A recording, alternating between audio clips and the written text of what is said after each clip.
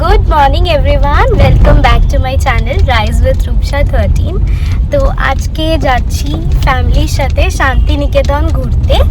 তো এখন যাচ্ছে আমাকে বর হাওড়া স্টেশন ছাড়তে। তো বর, তুমি কি আমাকে মিস করবে? আমি কদিন থাকবো না, কতটা মিস করবে? অনেক মিস করবে। তো আমি সুপার এক্সাইটেড, কারণ ফ্যামিলি ট্রিপ। তো এখন যাচ্ছি হাওড়া, তারপর গিয়ে আপনাদের সাথে সব কিছু শেয়ার করছি, তো সঙ্গে থাকুন। খুব ভোরবেলায় আমরা বাড়ি থেকে বেরিয়েছিলাম। রাস্তায় তখনও হালকা কুয়াশা আর ঠান্ডা ঠান্ডা হাওয়া দিচ্ছিল। গাড়ির জানলা দিয়ে বাইরে তাকিয়ে দেখছিলাম শহরটা ধীরে ধীরে যেন জেগে উঠছিল। খুব দ্রুতই পৌঁছে গেলাম হাওড়া ব্রিজ। হাওড়া ব্রিজের উপর দিয়ে যেতে যেতে হঠাৎ করে আমার ছোটবেলার কথা মনে পড়ে গেল। আজ এত বছর পর আবার সেই সেতুটি পার হতে হতে মনে হলো আমি বড় হয়েছি, কিন্তু সেই উত্তেজনা এখনো যেন রয়ে গেছে। দাদা, আনন্দে আছো? কতটা আনন্দে আছো? কি পরে আছে? কি পরে আছে? ও বাবা, নটস্টার পরে আছো? হাসলে বাজে লাগে না? আর দাঁতটাও তো ফোকলা হয়ে গেছে এখন, তাই জন্য টাকটা ঢেকেছো, তাই জন্য টুপি পরে আছো। হ্যাঁ, আনন্দে আছো তো? এখন শরীর ঠিক হয়ে গেছে তো? কিরে, তুই তো ভালোই ঘুরছিস।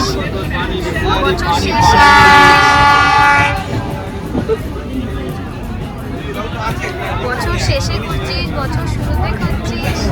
এই যে বাবা, আমরা সবাই একসাথেই বসেছি। অনেক দিন পর যাচ্ছি ট্রেনে করে, তো মজাই মজা।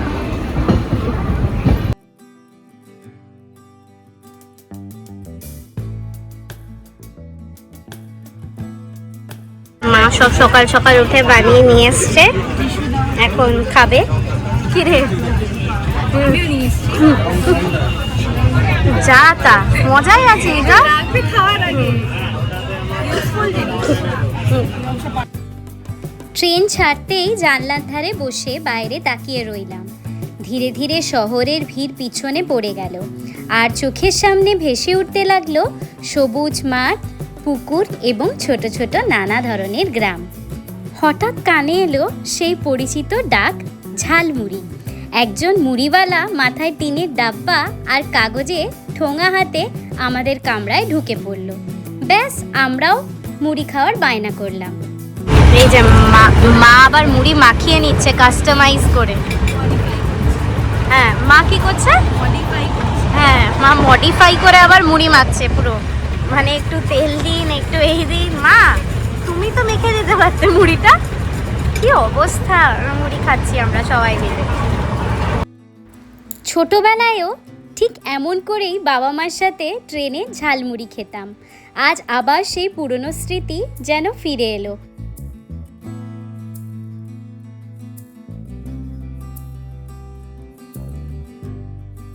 বাবা পুরো মজাতে আছে, দুটো হাতে দুটো নিয়ে খেতে খেতে যাচ্ছে, তাই তো মা? বল, বাবাকে কিছু বল। দু হাতে দুটো নিয়েছে, নিয়ে খাচ্ছে, মজাই আলাদা। জানলার বাইরে তাকাতেই মনটা ভরে উঠছিল অপরূপ প্রাকৃতিক সৌন্দর্য দেখে। দূরে বিস্তীর্ণ সবুজ মাঠ, তার মাঝ দিয়ে সরু মাটির পথ এঁকে বেঁকে চলে গেছে। কোথাও আবার নানা রকম গাছ, তারা মাথা উঁচু করে দাঁড়িয়ে আছে। টোটোয় বসে গেছি, এখন যাচ্ছি হোটেলের উদ্দেশ্যে। কি কেমন লাগছে? হ্যাঁ, সুন্দর লাগছে।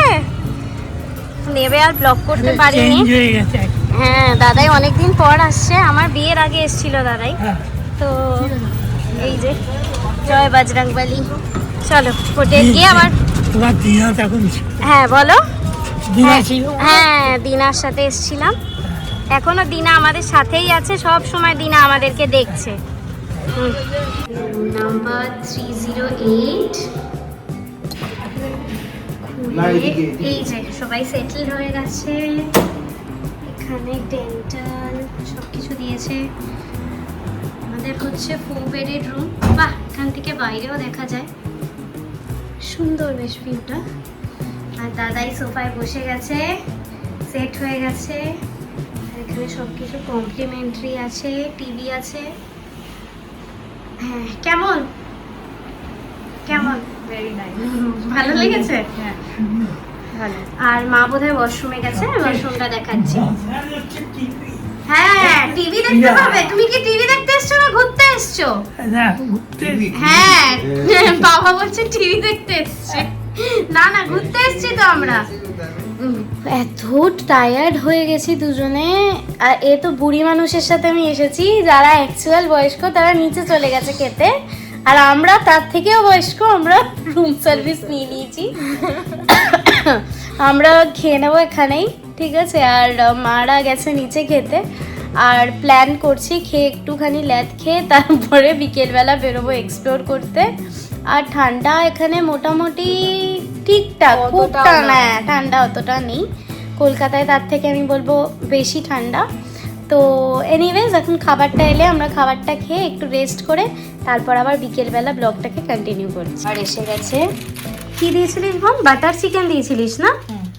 বাটার মশলা। আচ্ছা, চিকেন বাটার মশলা আর রুটি। কেমন দেখি? এই ভালোই লাগছে বল। চল খেয়ে নি, ফটাফট খেয়ে নি, মারা খেয়ে আসবে, তার আগে খেয়ে নি। বল, মজায় আছিস বোন? বল, ঘুরছিস, বেড়াচ্ছিস? খাবার তো প্রতি মাসে ঘুরতে যাচ্ছে, খুব খুশি আছে মেয়ে, ঠিক আছে? আর এবার একটা পার্টনার আন, আমরা একসাথে 4 জন মিলে ঘুরতে যেতে চাই তো। Next topic. যা যা যা যা যা যা, এরকম ভাবে বললে হবে? আমাদের একটা ভালো কিন্তু পাত্রী আছে, আপনাদের যদি কোনো পাত্র ইন্টারেস্টেড থাকে অবশ্যই লোকজন দেখে অবশ্যই আমাদেরকে জানাবেন। কেন পালিয়ে যাবে কেন বল? কি বাজে। এখন 3 জন বেরোচ্ছি শপিং করতে। এইটা হচ্ছে মা আর বোন। মা তো চেঞ্জ করেনি, বোনের ওটিটি, আর আমি আমার ওটিটিটাও দেখাচ্ছি। তো সেজে নিয়েছি পুরো। এই স্কার্টটা অনেক পুরনো, সেদিনকে বেহালায় গিয়ে একটা খুঁজে বার করেছি। আর এই রিংটা বোন আমাকে গিফট করেছিল, এটাও পরে নিয়েছি। আর এখন যাচ্ছি শপিং করতে, যেটা আমার সব থেকে ফেভারিট। আর সাথে আছে মা, তো যা পছন্দ হবে আমাকে কিনেই দেবে। তো চলুন আপনাদেরকেও নিয়ে যাই। চলো। মাথা জড়িয়ে নিয়েছি, বাই চান্স যদি বিমার হয়ে যাই তাহলে আর খুবই মজা করতে পারবো না। আর এদিকে দেখো হিরোইন কীভাবে যাচ্ছে, এই যে হিরোইন যাচ্ছে। মাও কান মাথা জড়িয়ে নিয়েছে, কিন্তু এর কোনো ঠান্ডার লেশ নেই। প্রত্যেকবার যাবে, বিমার হয়ে আসবে, আবার যাবে, তাই তো? হ্যাঁ, ঠিক আছে ঠিক আছে।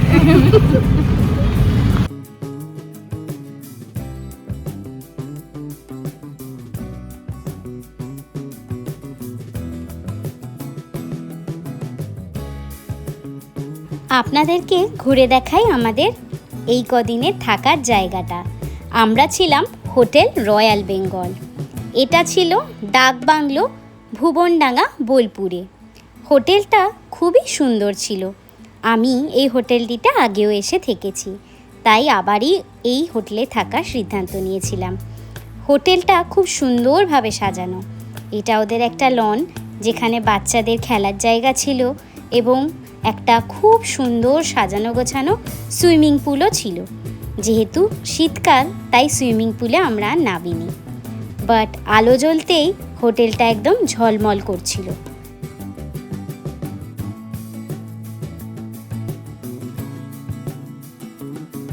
তো আমরা টুকটাক শপিং করে চলে এসেছি, আর এখন অর্ডার করে দিয়েছি কিছু স্ন্যাক্স, আর দেখাচ্ছি কি টুকিটাকি জিনিস কিনেছি।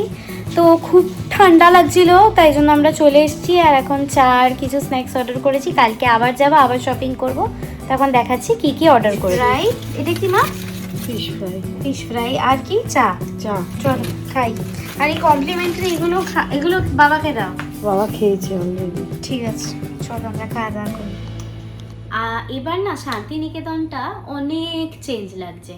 মানে এর আগের বার যখন শুভদীপের সাথে এসেছিলাম তখন তো আমি মার্কেটটা তেমনভাবে এক্সপ্লোর করিনি। আর আমাদের ট্রিপটা 2 দিনের ছিল, খুবই টাইম কম ছিল। তো আমি সোনাঝুরি হাটটাই ঘুরেছিলাম আর কঙ্কালীতলায় পুজো দিয়েছিলাম। তো আজকে এবার যেহেতু বাবা মায়ের সাথে এসেছি, তো মার সাথে বোনের সাথে মার্কেটটা অনেক বেশি এক্সপ্লোর করেছি। তো আজকে খুব বেশি জিনিস কিনিনি অনেস্টলি স্পিকিং। আর মানে দোকানে ঘুরেছি, তো সেইভাবে ভালো করে আমি ব্লগসও বানাতে পারিনি। অনেক দোকানে ভিডিও রেস্ট্রিক্টেড ছিল, তো তার মধ্যেও আমি মাকে বললাম যে জিনিস কিছু আমরা দেখে যেগুলো খুব ভালো লেগেছিলো সেগুলো কিনেছি, বাকি সোনাঝুরি হাটে তো যাবোই, ওখানে গিয়েই মেনলি কিনবো। তাও আজকে যেটুকু কিনেছি সেটুকু দেখাচ্ছি। আর ফিরে এসে স্ন্যাক্স ট্যাক্স খেয়ে তারপর যেহেতু সবাই মিলে আছি না, সেই ছোটোবেলার গল্প এই সেইটা খুব মজা করে কাটছিল। ব্লগের কথা ভুলেই গেছিলাম, হঠাৎ মনে পড়লো। দেন বাবা আর আমি একটু বেরিয়েও ছিলাম দেখতে আশেপাশে, একটু হেঁটে একটু ঘুরে ফিরে তারপর এলাম। তো এখন একটু পর যাবো ডিনার করতে, তো ভাবলাম একটু টাইম পেয়েছি আপনাদের চট করে দেখিয়ে দিই কী কী আজকে আমি কিনলাম। আজকে এই শাড়িটা না ডিসপ্লে করা ছিল একটা দোকানে, ঠিক আছে, আমার দেখে খুব ভালো লাগলো। আমার এরকম লেখা লেখা একটা শাড়ি আমি একবার অনেক দিন আগে শান্তিনিকেতন থেকেই নিয়েছিলাম। আমি এটার মডেলটা দেখাচ্ছি, এটা হবে এরকম হবে শাড়িটা। আমার বেশ ভালো লাগলো, আর সুন্দর করে যদি স্টাইলিং করা যায় খুব সুন্দর লাগবে শাড়িটা। তো শাড়িটা আমাকে নিয়েছে হচ্ছে 550 টাকা। শাড়িটার দাম বলেছিল 800 টাকা, বার্গেনিং করে নিয়েছে 550 টাকা। আমি জানি না, আমি কোয়ালিটি ঠিকঠাকই লেগেছে, মানে বললো যে কি একটা মেটেরিয়াল বললো, এক্স্যাক্টলি আমার নামটা আমি অতটাও শাড়ি নয়, মাও এখন পাশে নেই, নইলে মাকে জিজ্ঞেস করতাম। মানে ঠিক সিল্ক, অরিজিনাল সিল্ক তো এত কমে ডেফিনেটলি হবে না, বাট মানে ওই রকমই মেটেরিয়ালটা, বাট খুব সফট শাড়িটা। আর আমার একটু মানে হালকা শাড়ি, আমি যেহেতু ছোট্টখাট্ট মানুষ, আমি খুব একটা ভারী শাড়ি ক্যারি করতে পারি না, তো সেই জন্য শাড়িটা দেখে বেশ ভালো লাগলো। আর আমি নিয়েছি কয়েকটা গিফট আইটেম টুকটাক, এবার কাকে কোনটা কি গিফট করবে এখনও ডিসাইড করিনি, বাট আপনারা এতদিনে তো বুঝেই গেছেন আমি কোথাও গেলেই টুকটাক জিনিস নিয়ে যাই লোকেদের জন্য। আর আমার সত্যি বলতে খুব ভালো লাগে, আর আমাকেও যখন কোনো লোক একটা ছোট্ট কিছু উপহার দেয় সেটাও আমার পেতে খুব ভালো লাগে। এবং এই উপহার দেওয়া আর নেওয়া এই ব্যাপারটা আমার খুবই ভালো লাগে। সেটা একটা ছোট্ট জিনিস হলেও আমি হৃদয় থেকে এটাকে খুব ভালোবাসি। তো এই কটা আমি ওয়াল হ্যাঙ্গিং কিনেছি, এরকম কিনেছি দুটো মা দুর্গার কোলে গণেশ। আমার খুব ভালো লাগলো এটা দেখে, এত সুন্দর লাগলো, এটা আমি দুটো নিলাম। এইগুলো আমি গিফটই করবো, এখনও ডিসাইড করিনি কাকে কোনটা কী দেবো। আর মায়ের খুব ইচ্ছে ছিল এরকম রবীন্দ্রনাথ ঠাকুরের একটা এরকম নেবে বাড়িতে, কেন আমাদের বাড়িতে এরকম নেই, মানে আমার এখন বাপের বাড়িতে নেই, পুরনো বাড়িতে ছিল, তো সেই জন্য মা এখন এটা নিল। তো আজকে খুবই আমরা টুকটাক শপিং করেছি, কারণ এক তো এসে খাওয়া দাওয়া করে একটু শুয়ে ঘুমিয়ে গেছিলাম, বিকজ অনেকটা সকালে উঠেছি। তারপরে অনেক আজকে যুদ্ধ করে আমি এসেছি হাওড়া স্টেশনে, সেই যুদ্ধের গল্পটা আপনাদেরকে আমি বলবো। ফাইনালি তারপর ট্রেনে এসে, কেন কি মারা একদিক থেকে এসেছিলো, আমাকে আপনাদেরকে যেমন দেখিয়েছিলাম শুভদীপ 4টে এসেছিলো, সে এক বিদিকিচ্ছিরি ব্যাপার হয়েছিল। তারপরে যাই হোক আমি হাওড়া স্টেশন অনেক বছর পর, সে আমি আমার MBA টাইমে ট্রেনে ট্রাভেল করেছিলাম লাস্ট, তো অনেক বছর পর ট্রেনে ট্রাভেল করলাম, তো মানে আমি অতটা অ্যাকাস্টাম নই হাওড়া স্টেশনে। তো ঘুরে ফিরে তারপর যাই হোক আমি ফাইনালি ট্রেনে উঠে গেছি, আর এসে পৌঁছেও গেছি শান্তিনিকেতন, আর একটা দিন আজকে কাটিয়েও নিলাম। আর কাল থেকে ব্লগগুলো আরও বেশি ইন্টারেস্টিং হবে। আজকে জানি আমার কাছে খুব কম কন্টেন্ট ছিল, বাট যেহেতু সবাইকে নিয়ে এসেছি সেই জন্য মজা আপনাদের সাথেও আমি ভাগ করে নিলাম। আর এখন একটু পরে যাব ডিনার করতে। আপনাদের যদি আজকের ব্লগটা ভালো লেগে থাকে তাহলে অবশ্যই সাবস্ক্রাইব করবেন আমার চ্যানেল রাইজ উইথ রূপসা 13। নমস্কার।